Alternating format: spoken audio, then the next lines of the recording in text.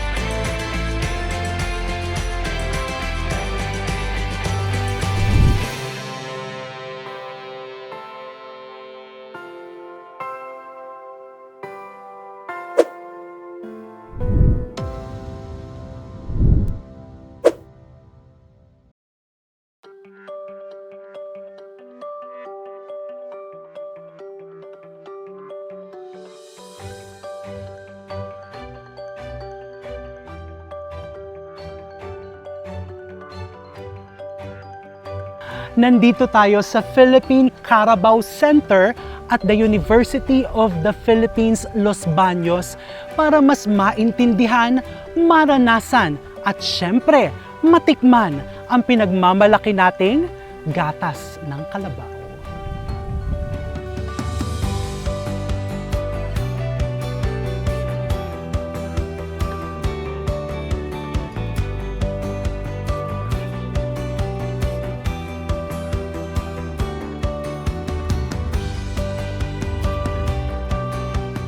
Ayan, so kasama natin ngayong umaga ang Center Chief ng Philippine Carabao Center sa UPLB, si Dr. Thelma Saludes or si Yes, Dr. Teng. Yes, Thank you very much. for coming. Ang ganda-ganda dito. Parang gusto kong tumira dito, Doc. Kasi sabi ni Doc kanina, mag-aamoy kalabaw. Pero actually, ang sarap ng hangin. Yes, Chef. Oo. Maaliwalas. And ito ano nga ito, Doc? Ito po yung pinapakain natin na araw-araw kinukuha ng ating farm worker. Umaga at hapon, pinapakain natin sila mga 4 to 5 times a day. 4 to 5 times a Yes, day, Chef, pinapakain sila. Yes, Chef. Oh, wow. Mga roughly 45 kilos to 50 kilos per head. Per head. Yes, Chef. And ang gaan nito. So just imagine kung ganong kadami dapat ang i-harvest na damo. And dito lang din ho kinukuha to within the complex. Yes, Chef. Actually, meron kaming dinidevelop talagang forage area. Aha. Ang tawag talaga doon, forage production area. So, para sure kami na everyday may maha-harvest para ipakain sa kanila. Kasi pag bumagyo o kaya pangit ang panahon, hindi pwedeng walang ma-harvest. So, everyday, we make sure na meron kaming pupuntahan para i-harvest. So, nag-develop talaga kami ng pasture area for the whole herd. Wow, ang galing ha, ang galing. Doc Teng, pwede niyo po bang ipaliwanag sa ating mga viewers ano ang PCC or Philippine Carabao Center? Okay. Ang Philippine Carabao Center ay attached agency ng Department of Agriculture. So, kami, ang trabaho talaga namin magpadami ng kalabaw sa buong Pilipinas. Bukod dun sa pagpapadami, i-conserve pa natin yung populasyon ngayon ng kalabaw. Tapos, i-promote natin sa magsasaka na pwede siyang gamitin, hindi lang sa pangtrabaho, pang-araro, panghila, kundi most importantly, lalo na ngayon, ay panggatas. At Panggatas. Panggatas, sir. Kasi meron tayong bagong batas, yung sa feeding program, 2019 pa yon, doon na-engage yung National Dairy Authority at saka ang Philippine Carabao Center para sa milk feeding program. So doon, kinukuha natin yung gatas ng mga magsasaka natin mismo. Tinuruan natin silang gumatas ng marami, maganda yung kalabaw nila, mag-quality control ng gatas na kinukuha galing sa kalabaw, iproseso para pwedeng inumin ng mga batang Yes. malnourished children. Ang tanong siguro ng ibang viewers, ano ang pinagkaiba ng gatas ng kalabaw sa ordinary milk na galing sa baka? Okay. In terms of nutrients like proteins, calcium, mas mataas talaga ang gatas ng kalabaw. Almost double. Almost double. Yes, sir. Oh, Even the wow. fats and milk solids, almost double siya. So, in terms of yung turn around nung product, mas malaki ang nare-recover galing sa gatas ng kalabaw, Ng kalabaw. kumpara ba sa ibang gatas. So, ibig sabihin, Doc, in terms of dairy business, mas maganda ang kita kung gagamit ka ng gatas ng kalabaw. Yes, sir. Mas creamy siya, mas malinamnam. Actually, mas mataas din yung farm gate price ng gatas ng kalabaw. Wow. So, ang dami palang mga benefits nitong gatas ng kalabaw na to. And classified as A2 milk. Ano ho ang ibig sabihin? Marami siyang health benefits na for the moment ay nire-research pa po natin. But sa ibang bansa, nare-recognize na yung pagiging A2 milk ng ating gatas ng kalabaw. Though for the moment, dahil sa ang bansa pa talaga natin, actually, chef, ang bansa talaga natin, wala tayong endogenous milking animal. Meaning, lahat ng lahi ng ginagatasan natin, ini-import natin. Ini-import. Right.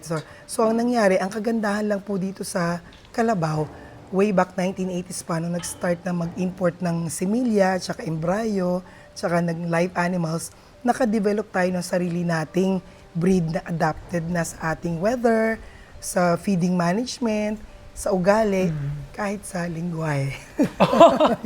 Pati lengguwahe, di ba? So ngayon, marami na ding local production. At saka crossbred na natin, na island-born na crossbred na natin. Ibig sabihin ng crossbred, native na Filipino, Philippine Carabao, plus yung purebred na Yes. Miura na galing sa ibang bansa, na dito na rin pinanganak. Pag pinag-cross natin yon, mestiza or crossbred or hybrid ang anak. Yung native Philippine Carabao, kung kaya niya ng 1 to 2 liters of milk every day for like 3 to 4 months lang, yung purebred kaya niya ng 8 to 10 liters of milk every day for 300 days. Yung crossbred kaya niya around 5 to 7 liters of milk every single day for 300 days. Every single day, ha? So, isipin nyo po yun, kung ganong kadaming gatas ang pwede nyong ma-harvest and yung mga subproducts na pwede nyong magawa using that milk. So, Dr. Teng, I'm sure some of our viewers interesado sila sa dairy production or maybe magtayo ng dairy business. Right. And mamaya po, bibisitahin natin yung kanilang production area and yung tindahan dito sa PCC. Pwede po ba natin silang bigyan ng idea magkano ang isang kalabaw? Okay. Pagka island-born na natin, at usually available actually sa mga stock farms o kaya ay Padre Garcia. Sa Padre Garcia, Right, sir. the cattle capital, di ba Right, po? chef. Yes po. Makakabili sila doon roughly 60 to 80,000. 60 to 80,000 Per head. pesos per kalabaw. Yes, sir. And for a sustainable farm, kung gusto magtayo ng dairy business, ilang kalabaw ang kailangan nila? 5. Five. Minimum sana. 5 minimum. O so, malaking puhunan pero nakikita mo eh. 'Di ba ang sabi nga, 'di ba sa social media, no? May mga nakalagay na kaysa bumili ka ng iPhone, bumili ka ng kalabaw. Kasi ang kalabaw ay magagatasan mo and nandyan siya, nakikita mo siya dyan. Right. Di ba po? So once may 5 ng kalabaw, sabihin natin bumili po ako ng 5 kalabaw, mga gaanong katagal po ang ROI? Okay. Mga 4 to 5 years pa.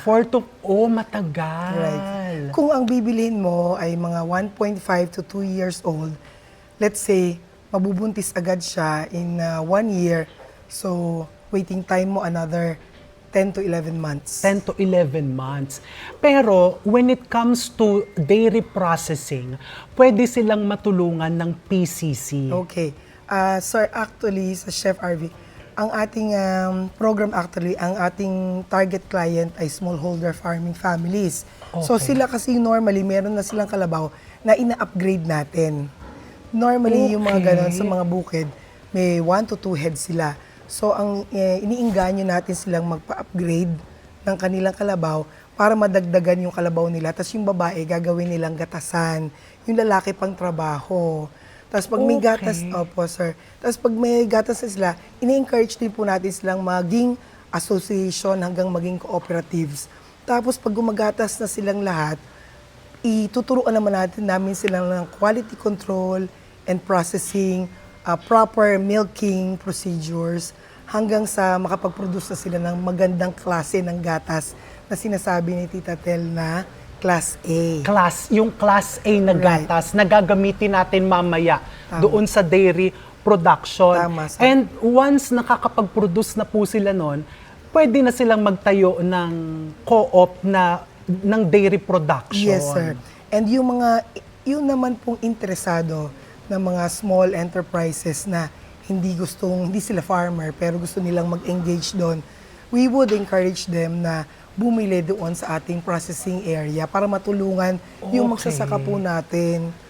Hindi natin sila mag-compete, kumbaga. Oo. Pero matulungan natin sila para gumatas sila ng gumatas, tapos bibili natin sila. Yun ang ipoproduce natin, ipoprocess natin. Tuturuan din po namin paano. So, hindi nyo kailangan bumili ng kalabaw. Yes, sir. Ang po pwede nyong gawin is you source it from the farmers. Cooperative po.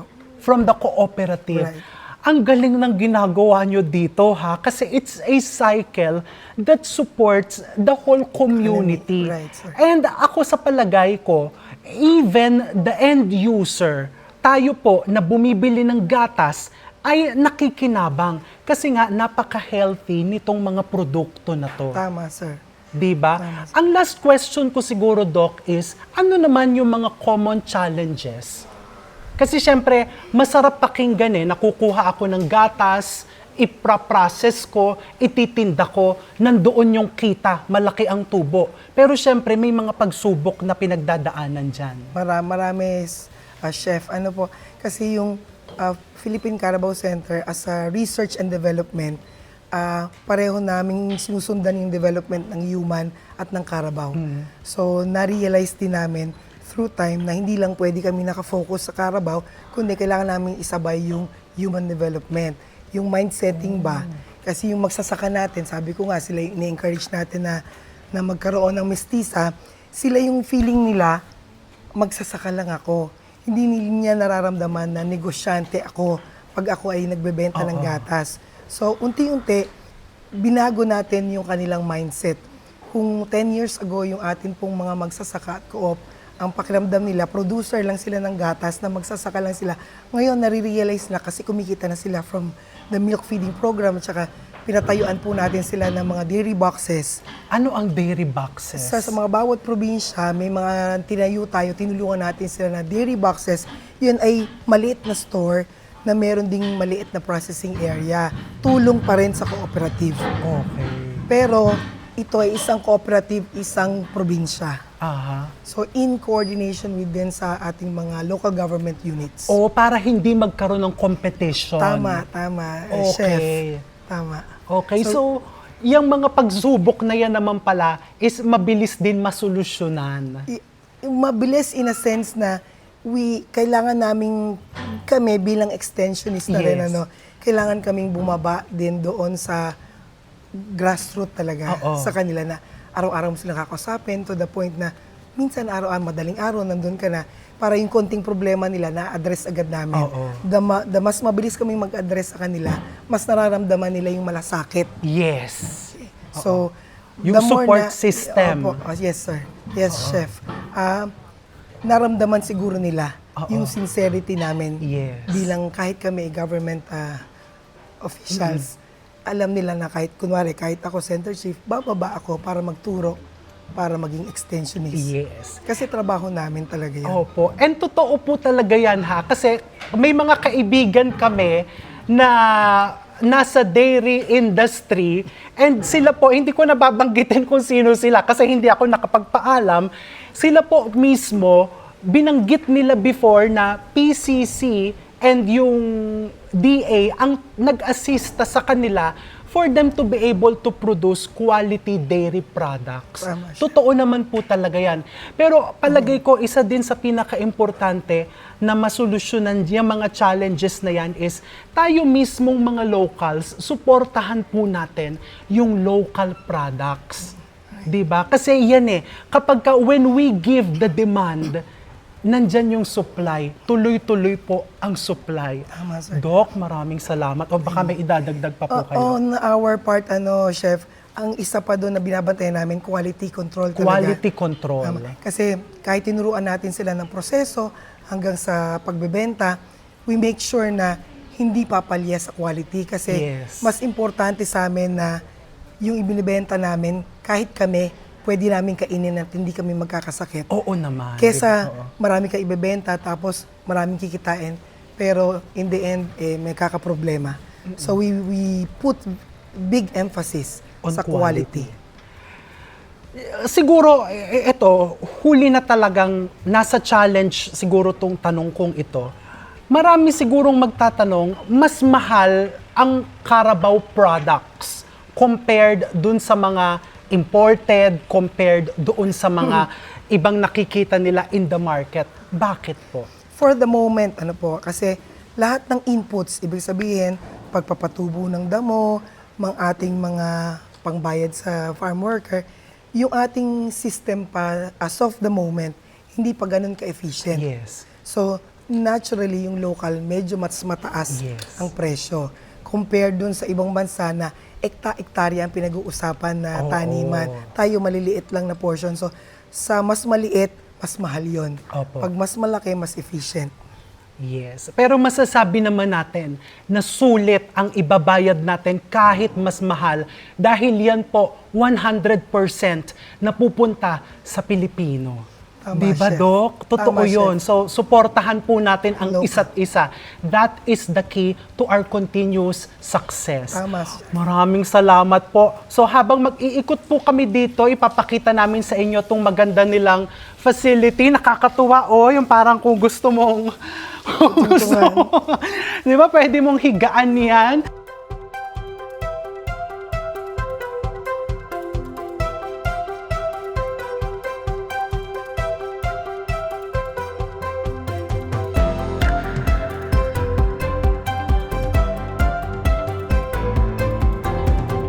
So para naman i-tour tayo dito sa mga kalabaw. With us is Dr. Lisa Batad, the Executive Director of Philippine Carabao Center. Hi, Doc, thank Chef. you. Dumayo pa po kayo ng Laguna, ha? Opo. Ano po ito? Bucket list Ay, naku naman. achieve. Naku, galing pa po ng Nueva Ecija si Doc Lisa kasi doon po ang headquarters ng PCC. Apa. Di pa po. Doc, ano ba yung mga kalabaw na yan? Pare-pareho po ba yan? O iba-iba? Pare-pareho po sila ng lahi. Ng lahi? Breed. Ano po sila? Dairy breed. Dairy breed. Opo. Ang tawag sa kanila, Miura Miura. Carabao. Miura Buffalos. Miura Buffaloes. Opo. Okay. Halimbawa to, Doc, ang laki, mga ilang taon na po ito? 5 to 7 years. 5 Lalaki to 7 po yan. Lalaki ho ito. Opo. Hindi po pwedeng maghalo yung breedable sa bulugan. Ito ho, babae. Buntis na po yan. Buntis ho Opo, yan. buntis.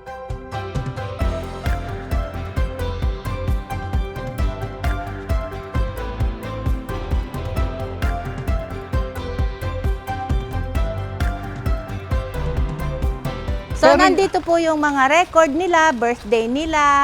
Ay, tignan nyo naman, may record. Opo. May birthday. Opo.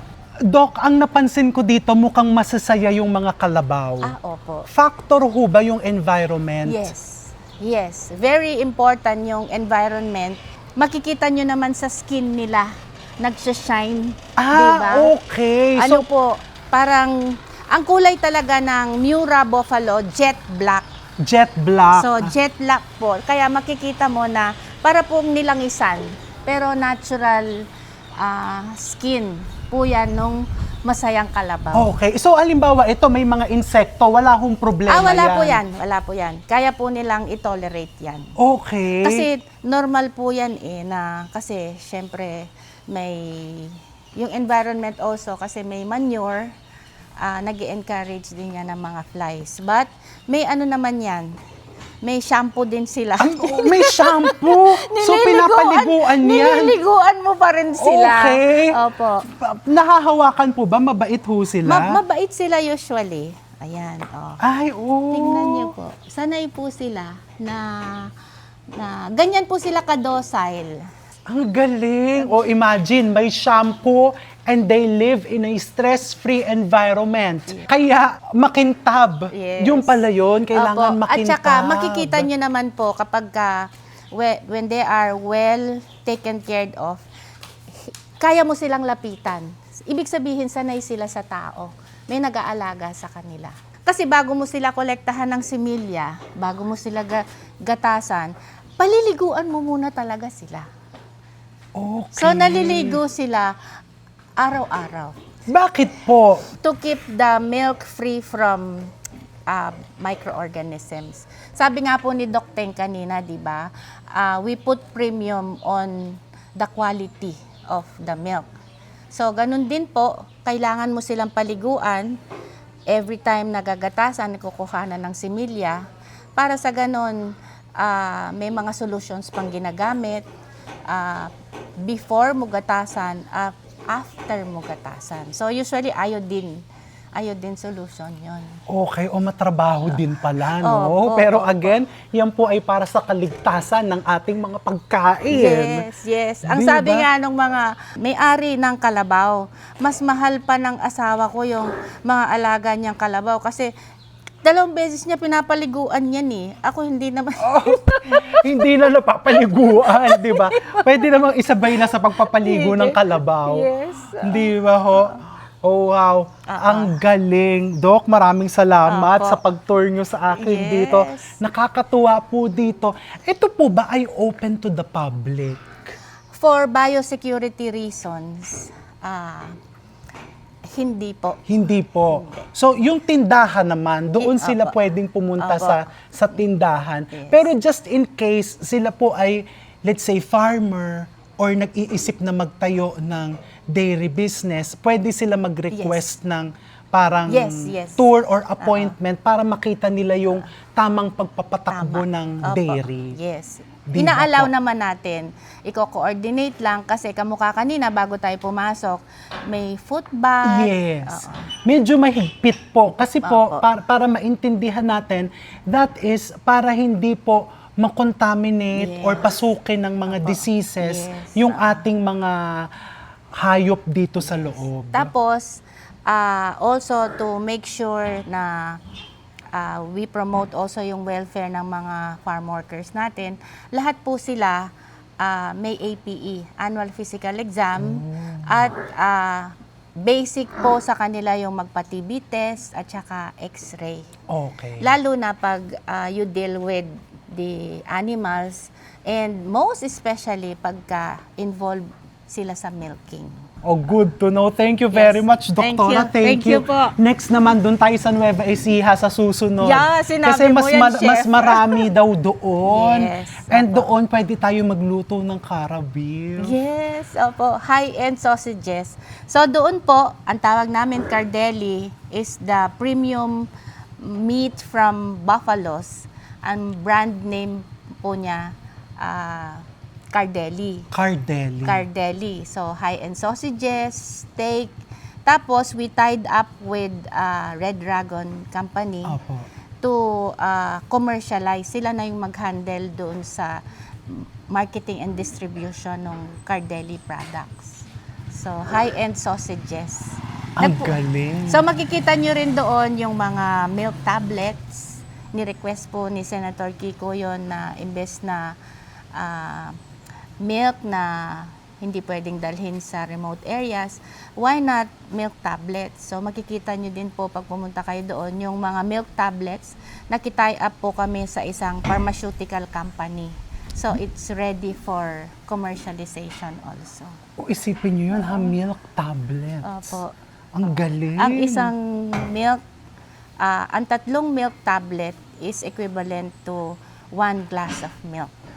And it's from Carabao. Yeah. O, di ba? Imagine. Carabao's milk. Oo. Nako, thank you, Doktora. Ngayon dahil nasa Los Baños po kami, doon po muna kami sa baba at gagawa kami ng, tuturuan daw po kaming gumawa ng kesong puti. Wow! Using Okay. Carabao's milk. Naalam mo naman na, Chef. Actually, ang alam ko lang po ay the basic. Oh. Pero excited akong matutunan kung paano siya ginagawa dito. Kasi palagi ho ako nagpapabili dyan sa tindahan ninyo sa baba. And talagang masarap. And bukod sa masarap, consistent yung produkto nila. So halika na, doon tayo at gumawa tayo ng mga cheeses at iba't iba pang byproducts ng mga gatas ng kalabaw.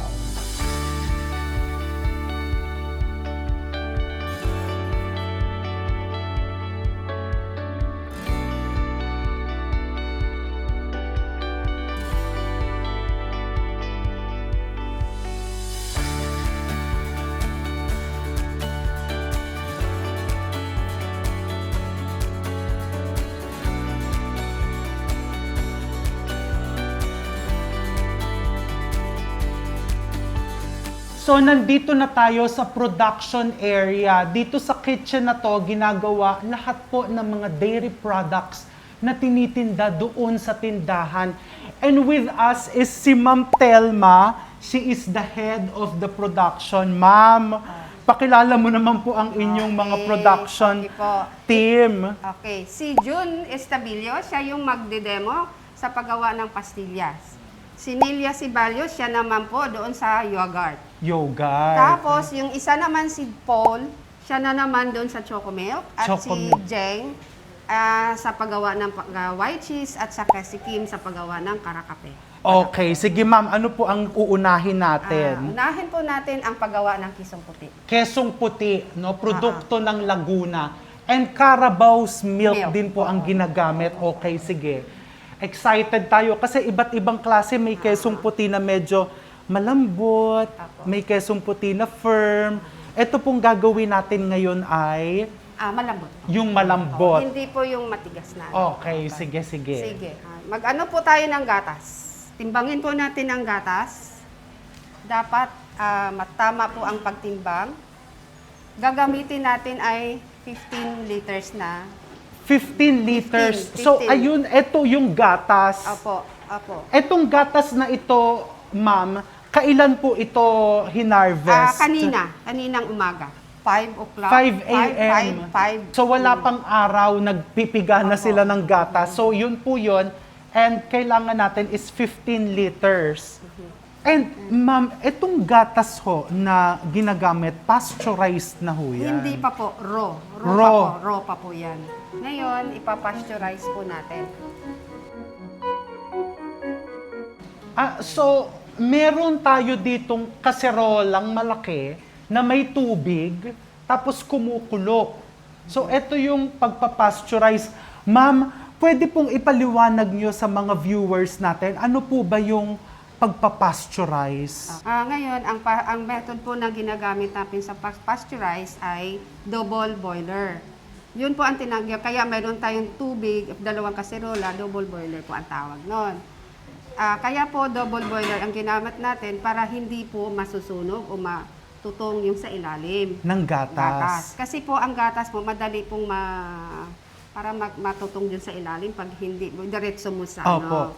Kasi pwede mo siyang iwanan kahit nakaganyan siya, while kung naka direct heat siya, hindi pwedeng hindi mo hahaluin lagi. Opo. And pagka natutong, nalalasahan yun. Opo. Ano? Bakit po kailangang i-pasteurize? Para po yung mga microorganism dyan na hindi maganda, namamatay po siya. Kaya i-pasteurize natin ng 72 degrees. 72 degrees. For 15 seconds. 15 seconds. So, gagamitan po yan ng thermometer. Yes po, gagamit tayo ng thermometer mamaya para makita natin kung ano na po ang maging temperature niya. Okay. And once the milk has been pasteurized, ligtas na po siyang inumin. Yes po. Maglalagay tayo ng ingredients. Ang ingredients pala nito ay asin. So Asin na aasnan. salt at saka rennet po mamaya. Ano ho ang rennet, Yung ma'am? rennet, ito po yung parang coagulant siya para mabuo po yung gatas. Ang rennet, ilalagay natin yun pagkatapos ma-pasteurize. Kasi Okay. palalamigin natin yun bago natin ilalagay.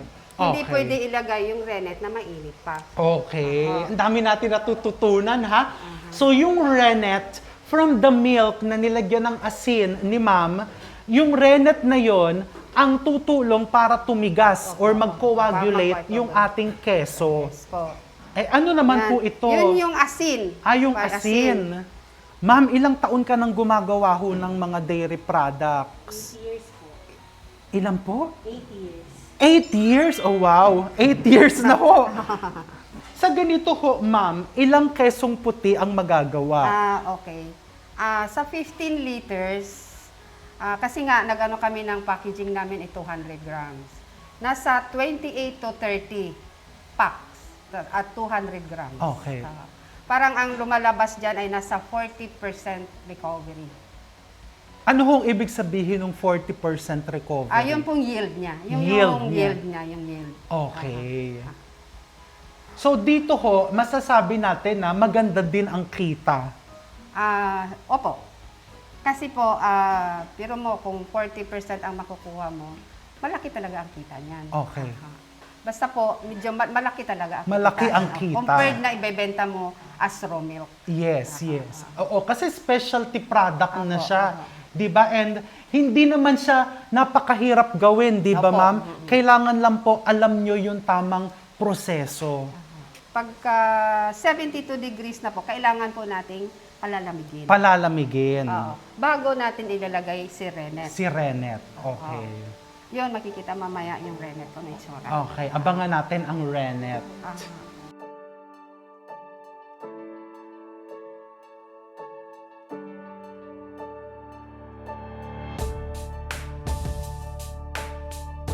So dito, nagpre-prepare na sila ng tinatawag nating ice bath.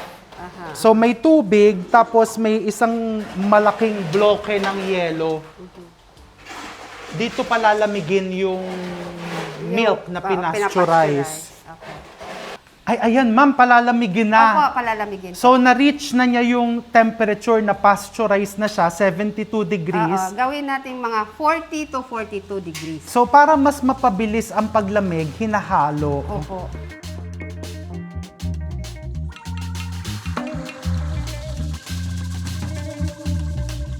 Ito po yung rennet.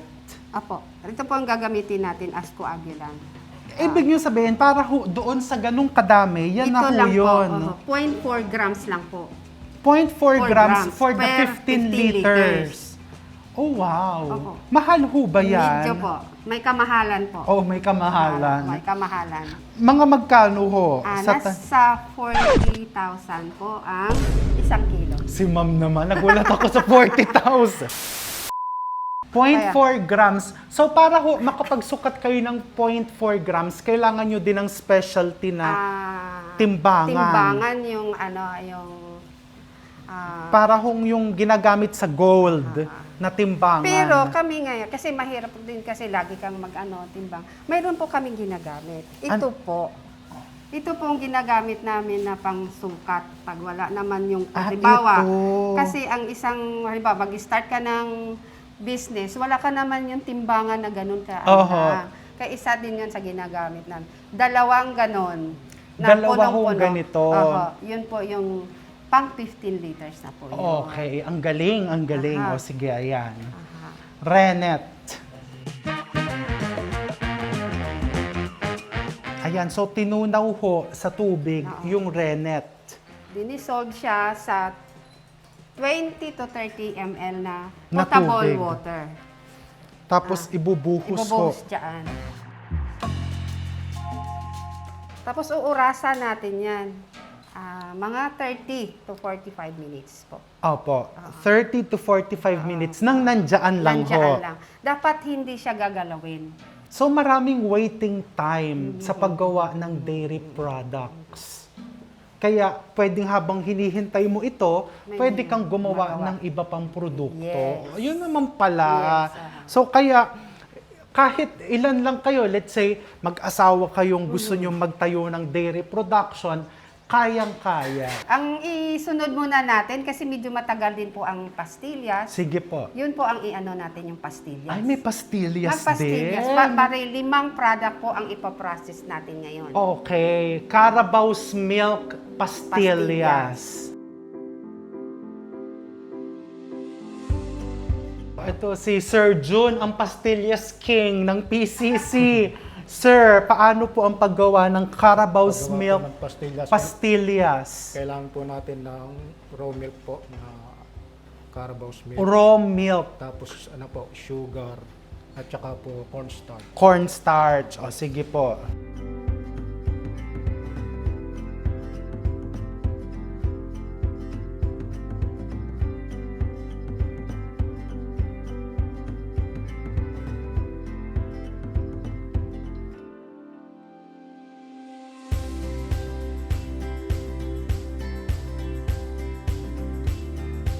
Sir, ganong katagal ho hahaluin yan? Mga ano po, 1 and 30 minutes hanggang 2 hours po. So talagang ire-reduce mo yung gatas. Kaya yung pastillas ho nila talagang malinamnam and purong-puro. Natutunaw ho sa bibig, ano? Kasi purong gatas talaga and ni-reduce. Eto ho, ma'am, napakasimple ng ingredients. Pero kailangan naman talaga ng oras. Medyo, kasi pagka ganyan, matagal kasi ang shelf life niya. Compared dun sa kisang puti. Ganong katagal ho? 1 month. 1 month. ang shelf life niyan. And to think, hindi kayo naglalagay ng mga artificial preservatives. Talagang all natural. Wala. Ang bentahan po namin dyan, yung 20 pieces na pack, 100 pesos po ang benta namin. Talagang time-consuming. Pero dito kasi sa PCC, as mentioned, parang research center po kayo. Hindi talaga sila focused on production. So kung halimbawa, naiisip ninyo na gusto nyong gawin itong negosyo, yung big scale na pastillas business, may mga nabibili na ho yung malalaking, Mayroon. yung may panghalo, di ba ho? Mayroon po, mayroon. Para hindi na kayo yung maghahalo mismo. We call that parang heated mixer. Mayroon pong ganon. Pwede kasi ho kayo itong sa amin, mag-invest kasi noon. ano lang, para lang din sa mga beginners na Yes po. Ma'am, ano naman ho ito habang naghihintay po habang tayo? naghihintay tayo, susunod po natin ang paggawa ng karakape. Ito po is parang coffee milk. Yes. Oh, wow.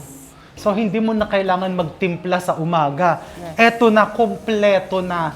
Ilalaga muna natin yung, Yung kape kaping po. barako. Okay. Iboboil muna natin yun.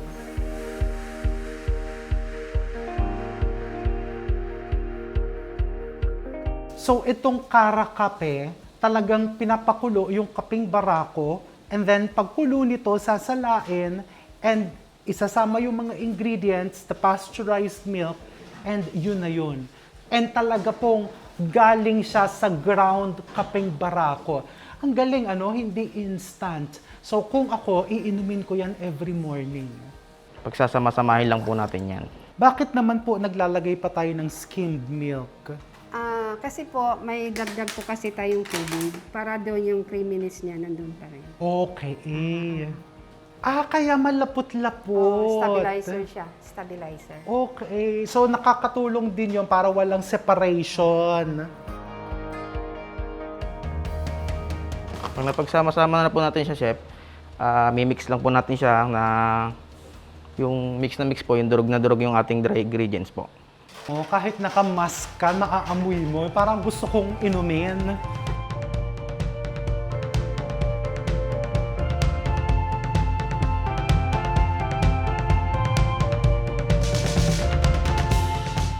Magde-demo naman sa inyo si Paul. Siya kasi ang malimit na gumagawa Ng choco milk. Aha. Ayan, so ang paborito ng marami sa atin, choco milk. So itong choco milk, ito yung mga ingredients. Pero ito yung nakita kong medyo kakaiba dito. Carrageenan, ano po ito? Yung Carrageenan, yun po ay ginagamit namin as stabilizer. Oo. From ano yan, yun yung usually para mag-stabilize yung pag ano, hindi makikita mo sa ilalim na maraming sediment. Ma'am, mahal po ba ito? Parang more than 1,000 ang isang kilo. Ang 1 kilo, o pwede na kasi konti lang Konti naman lang. ang gagamitin. Okay. Dapat po, pag gagamit tayo, dapat hindi po sobrang, dapat kung ano yung required na yun, dapat susundin natin yung timbang. Kasi pag nasobrahan yan, lalapot ng mama, sobrang lapot. O magiging parang champurado naman ho ang chocolate milk natin. Okay, o sige po, ayan, gagawin na natin ang chocolate milk.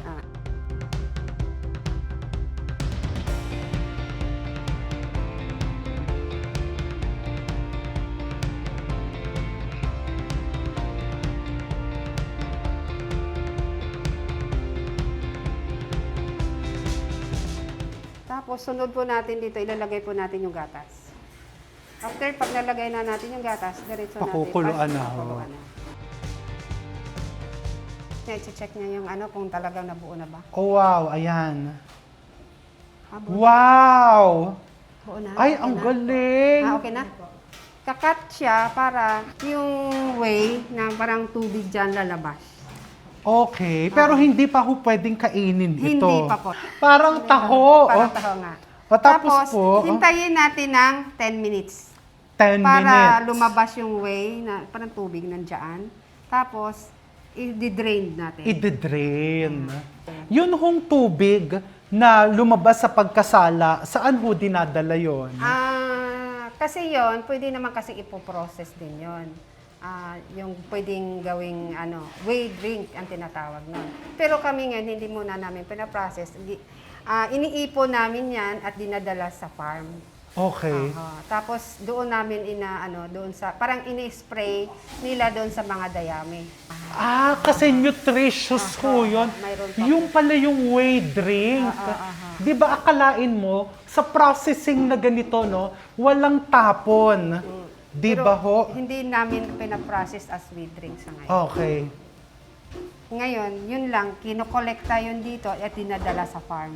Okay. Ma'am, bakit ho yung iba sa dahon ng saging binabalot? Iba po yun. Yun yung ginagawa sa iba. Mayroon dito sa Laguna din. Ang ginagamit nila doon, hindi po rennet. Ang ginagamit nila ay suka.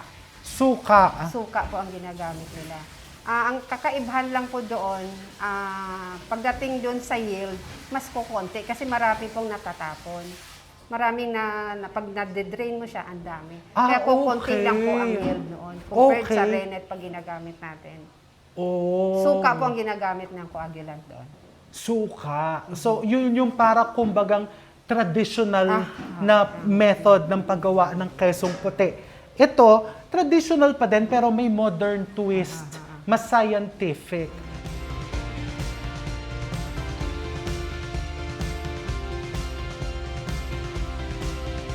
Okay po, after na-reach na po natin yung 10 minutes, so i-drain na po natin yung ating white cheese.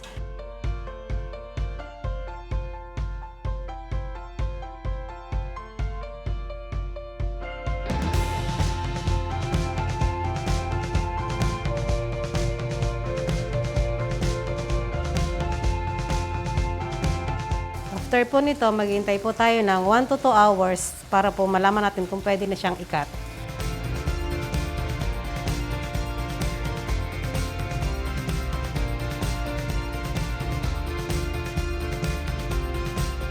Ito, yogurt. So, matututunan natin kung paano gumawa ng yogurt using Carabao's milk.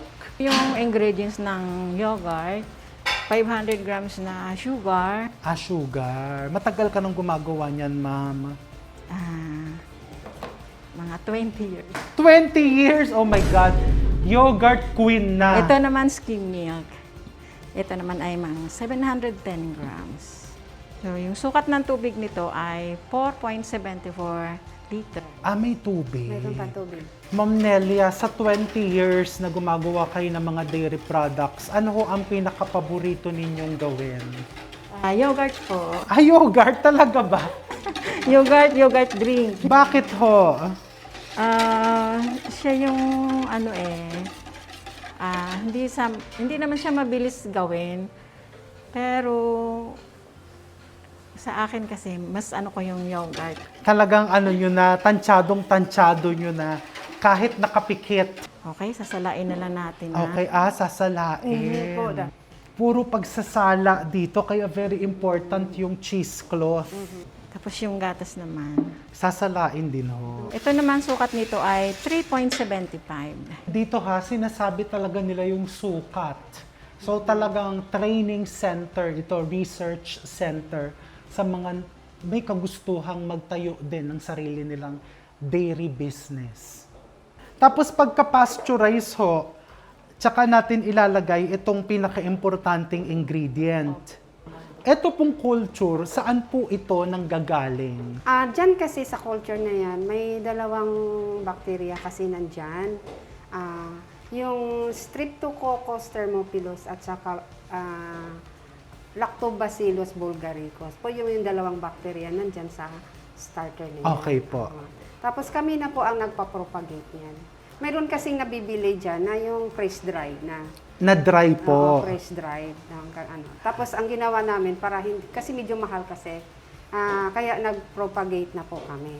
Pag halimbawa naman po na hindi kayo makapag-propagate, mayroon kasing ibang mga baguhan na gumagawa ng yogurt, pwede pong gagamitin yung plain yogurt. Yun, Yes. pwedeng gagamitin yan. Opo. Basta yung walang flavor po yun. Walang flavor. So yun na yung pinaka-starter Starter. mo. Pwedeng gamitin. Yung yogurt na mismo.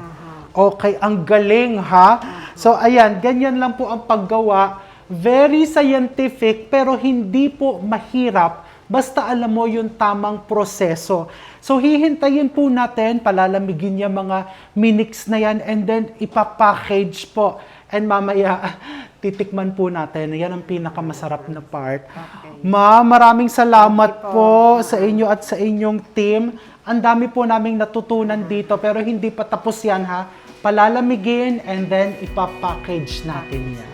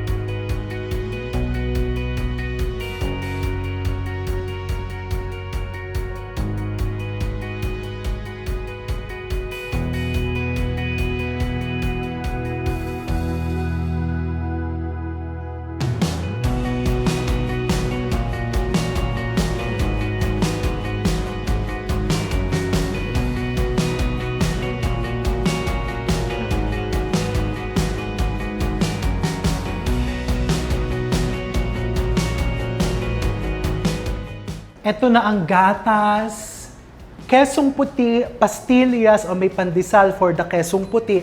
And ito, tingnan nyo ha, may mga sausages. And ito po ay gawa din using Carabao meat. And kasama natin si Miss Ana, research specialist dito sa Philippine Carabao Center. Miss Ana, Yes po. may mga sausages. Yes Ano po po. yung mga yan? Galing talaga sa laman ng kalabaw? Opo.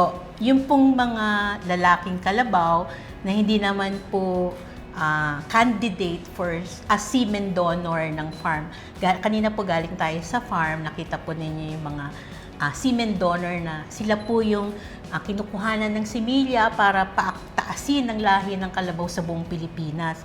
Pag po wala sila dun sa mataas na lahi na performance, up 2 years old po, kakatayin po sila. At eto yung na karne sila po ngayon. nila, gagawing hotdog, shublig, salameti, kilbasa, beerwurst, or Hungarian.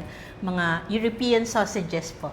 Sosyal, ha? Yes po. Sosyal, wow. And mukhang masarap. So, ayan, titikman natin. Thank you very much, Miss Ana. Yes So, yung mga yan din, kasi may mga tapang kalabaw. Yes po. Meron Sila po. din yon, Yes mga po. pinsanin nila yon. Okay, so next time, sabi ko nga, next time magluluto naman tayo noon. Yes. 'Di ba? Opo. Ibang episode naman yan, hopefully sa Nueva Ecija natin gagawin. Yes po, Sa meron kanilang po main tayong- branch. Yes, meron po tayong Cardelli. Cardelli, wow! the meat Nakaka-excite! Yes po. Diba? Thank you very much, Thank you Miss po. Ana. Ito yung choco milk na ginawa natin kanina. Choco milk. Tignan nyo ang texture, oh. Dear, ang sarap. Kesong puti. Siyempre, may pandesal. Yung kesong puti nila, mapapansin nyo, may pagka-elastic. Ang sarap. Ang galing nyo dito. Oo, world class. Yung lasa, yung texture, very smooth. Oo, talagang alam nyo, kailangan suportahan natin. Kasi nga katulad ng binanggit ko dito kanina, kay Doc, kapag ka malakas ang demand, kailangan lalakasan nila ang supply. 'Di ba? So para talagang mas dumami yan. Kasi world class talaga, dear. Oo, ibang klase yung kesong puti.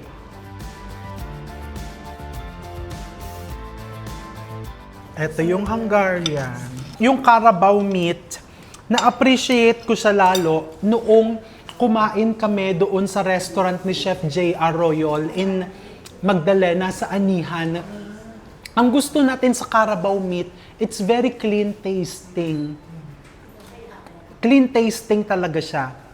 So, first time kong matitikman ito na nilagay sa mga hotdog.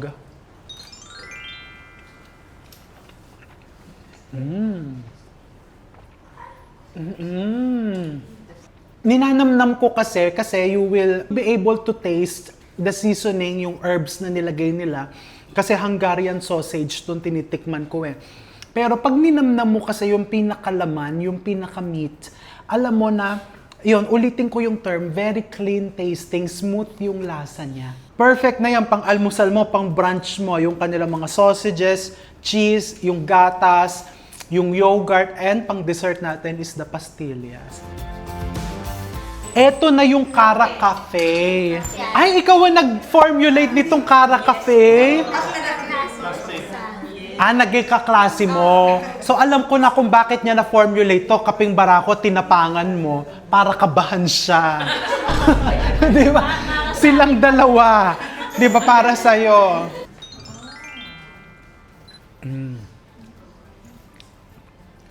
Premium yung lasa kasi brewed coffee talaga yung ginamit. And then, ito yung dessert natin. Yung pastillas, doon sa lahat ng products po ninyo, ito yung isa sa pinaka-challenging gawin kasi mahaba yung process and even yung pagbabalot is time-consuming. It's not overly sweet. So, mananamnam nyo ho talaga yung lasa ng gatas. Diba? This is the traditional pastillas. Alam mo yung pastillas nung unang panahon, they make use of Carabao's milk, tapos less yung mga additives na nilalagay. Nakita naman natin yan kanina nung niluluto. They have to cook it for almost 2 hours to reduce the milk. So reducing the milk not only improves the texture but also the flavor. Mas nagde-develop po talaga yung lasa ng gatas. Ang gagaling. Baka naman meron pa kayo dyang... Oo. In fairness, talagang bilib na bilib tayo. Especially ako kasi first time kong na-experience to. And alam mo yon, may halong pagsisisi, dear, kasi sa tagal nating nakatira dito sa Laguna, first time naming na-experience ito. And you should visit their store too. Ang sasarap po.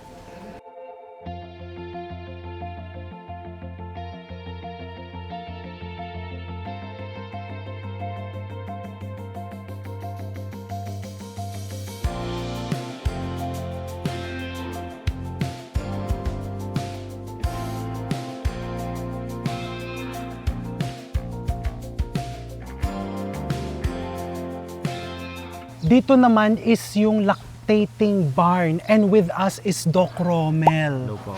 Siya ang namamahala dito ng mga kalabaw sa PCC in Los Baños. Doc, ano po yung lactating barn na yan? So, nandito po lahat ang ating ginagatasang kalabaw. Ginagatasan. Plus yung kanilang mga babies. Oh, may babies! Oh, wow, halika dito.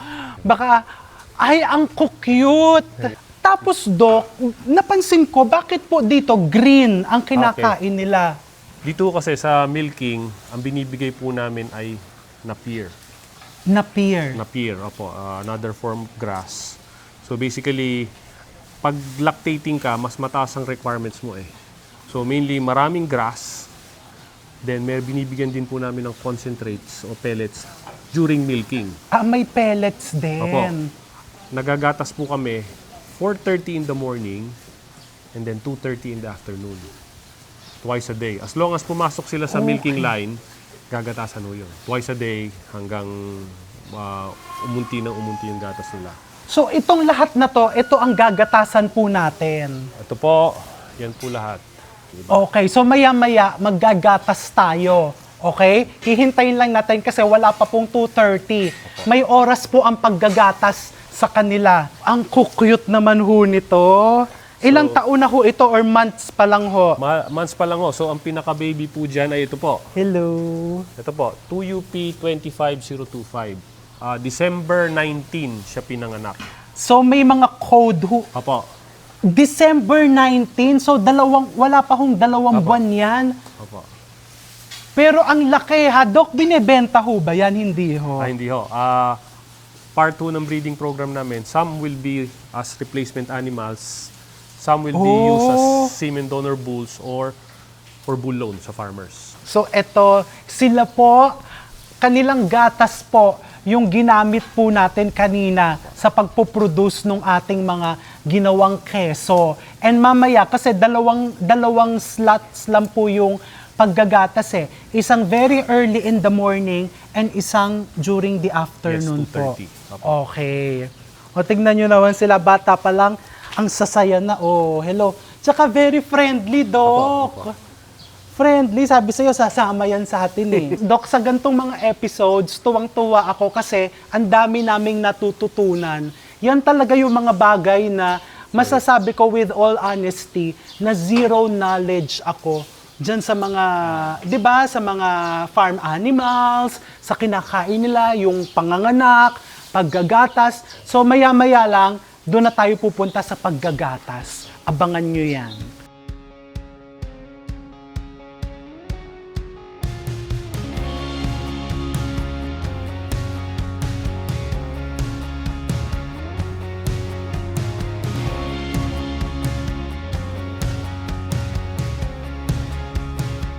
So, itong mga kalabaw na to, creature of habits. Makikita mo, kung saan daw po sila pumasok kahapon, doon din sila papasok the following day. So, tanda nila kung saan yung pwesto nila. Doc, ano po yung pinapakain? Dairy pellet. So, source of protein. Okay. So, basically, kung ang grass ay kanin, ito yung parang ulam. Okay. Para makumpleto yung nutrient requirements nila. So, depending on their milk production, ganun ka more or less karami yung binibigay. So, bago po talaga sila gatasan, pinapakain sila Yes, niya? hindi sila magagatas kung walang pellets. Ah, okay. Parang yun ang nakasanayan.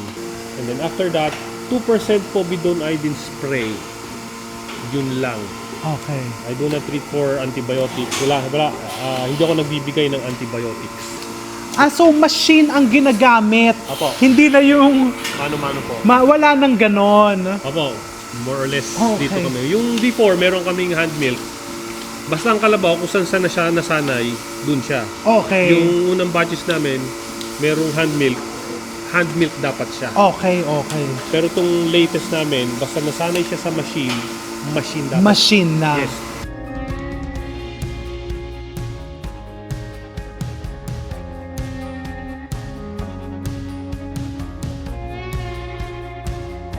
Ah, ito po, may gatas to, oh.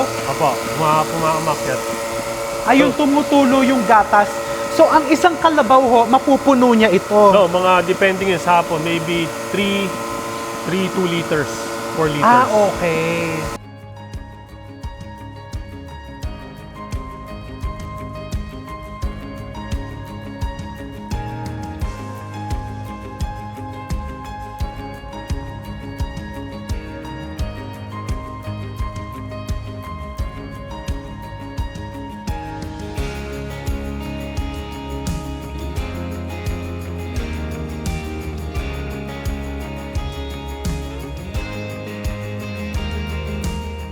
So, pagkatapos daw po kasing gatasan to mga kalabaw, kailangan mapanatili silang nakatayo ng ilang oras po, Doc? 30 to 1 hour. 30 To 60 to 60 minutes. So, para daw mangyari yon, kakain sila. Kaya may mga damo. Siyempre, pag kakain, nakatayo lang. Yeah. Kaya daw ginagawa yun, Doc, sabi niyo po, para maiwasan yung... Magsara yung teeth canal, makokontrol natin yung mastitis. Oh, okay. Doc, ano ang mastitis? It's basically inflammation of the mammary gland. Okay. So ito yung, instead na yung normal flowing milk, yun yung may buo-buo. Okay. Ayaw natin nun. Hindi natin mabebenta. Usually, discard na yun. Inabot na po tayo ng hapon dito. Mula umaga, nakita natin ang nag-farm tour tayo, tapos nakarating po kami sa production, nag-tasting tayo ng mga produkto, and inabutan natin yung paggagatas nila dito sa hapon hanggang makabalik ang mga kalabaw sa kanilang mga kulungan. At ngayon, they're having their afternoon snacks. Diba? Doc, maraming salamat po, ha? Maraming salamat for this beautiful and educational experience. Marami ring salamat sa Yes. inyong pagpunta sa PCC. At Salamat po. At naway, dumami pa ng dumami ang mga kalabaw at ang mga buhay na mas napapaganda ng kanilang mga produkto. Thank you po sa inyong ginagawa dito sa PCC. Thank you, Doc.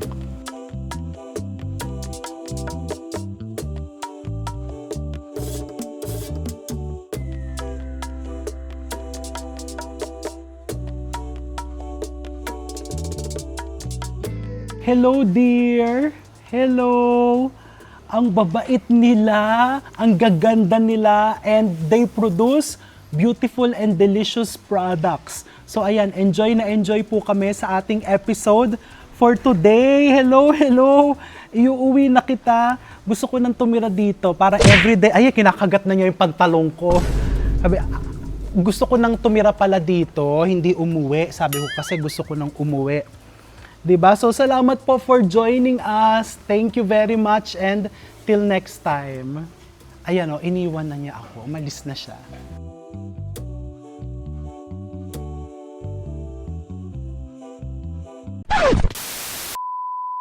Ayan, ang thermometer na ginagamit is para bang nung mga bata ka may sakit, yung nilalagay sa kilikili. Iba po yan. Iba ho. Kasi nasa ang dyan ay graduation ng 100%. Okay, kung ano-ano sinasabi ko. Hello! O, tsaka ang ganda ng ngipin. Erin, o parang veneers. Di ba ikaw naka-veneers ka? Tingnan mo, ikumpara natin yung ngipin. Hindi nga dear. Tingnan mo, parang veneers. O, mas maganda pa yung ngipin ng kalabaw kaysa sa ngipin ko, Dok. Doon tayo, lilipat tayo. Doon po yun sa kabila. Opo, no? dito po sa tapat. Ayan, gagatasan Around natin. 2:30. Ikaw na lang ang maggatas. Ang arte, Doc. O, paano po ba magpakain? Magpagpakain ka ng magandang exercise yan para sa arms. Ay, dear, halika magpakain ka ng... Hoy! Kaya mo yan? May assistant pa eh. Alam mo, dear, nabasa ko, no? Pagka pinakain mo siya directly sa palad mo, swerte daw yon. Dali. Kahit wala namang may article sila. Ay, parang nagalit. Umupo ka, hawakan mo. Dito, upo ka sa gitna.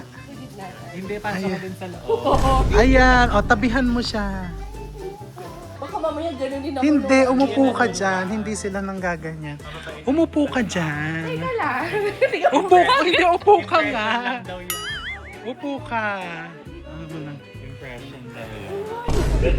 Umupo ka lang. Pipicturean ka eh. Umupo ka lang. Dali. Oh. Ito yung semilya ng kalabaw. Souvenir. Oh, gusto mo? Baka po gamitin niyo sa kanya. Wala na po. Hindi na ako mag-experiment. Teresa, souvenir lang yan. Uy, huwag mong lulunong kayo. O ipapakilala ka namin doon sa may-ari niya. Ayun. Ako siya yung ano. Yung isa kanya. O upo ka na doon. Upo ka doon. Upo. Upo ka. Kasi magaling siya. Ito, papakain naman sa kamay. Pakainin mo siya. Ayun, ang dami na niya po. From your hand. O, yan. Hindi, o, iabot ko lang sa Hindi, okay. Pag ilalakad, mamala sa'yo.